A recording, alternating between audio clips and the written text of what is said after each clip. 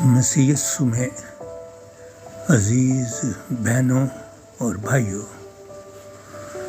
خداوند یسوع مسیح کا فضل اور اس کی سلامتی آپ کو ہمیشہ گھیرے رکھے۔ آج ہم کلام مقدس میں سے سلامتی کے بارے میں سیکھیں گے اور ہمارا ٹائٹل ہے سلامتی کا شہزادہ۔ اور یہ جو تھوڑے سے میں اخبار میں سے حوالہ دوں گا، یہ سن 2010 کا ہے۔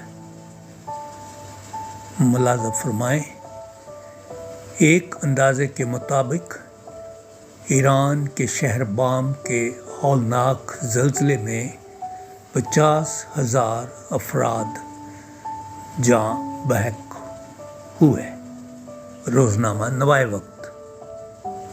بام میں زلزلے سے تباہی صدی کا سب سے بڑا انسانی سانحہ ہے۔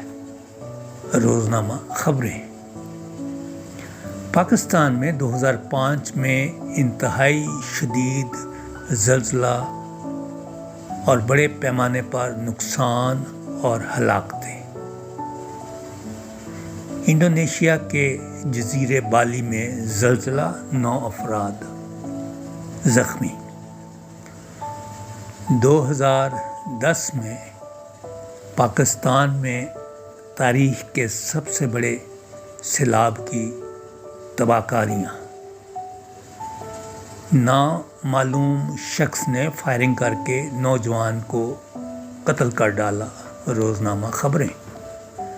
بنوئی کے قتل کیس سے دستبردار نہ ہونے پر 13 سالہ بہن کو اغوا کیا گیا۔ روزنامہ خبریں۔ لیکن اگر آج آپ 31 اگست 2025 کے میڈیا کو دیکھیں سنیں تو کس قدر ہولناک تباہیاں ہوئی ہیں اس فلڈ کی وجہ سے۔ اربوں خربوں کا نقصان ہو گیا ہے مجموعی طور پر، اور ہماری معیشت بہت پیچھے چلی گئی ہے۔ اب جب ہم اس دنیا کو دیکھتے ہیں، سلامتی کا تذکرہ کرتے ہیں، تو دنیا آج تباہی کے دہانے پر کھڑی نظر آتی ہے۔ اخبارات کا جتنا مطالعہ کیا جائے، خوف و ہراس اتنا ہی شدت اختیار کرتا جاتا ہے۔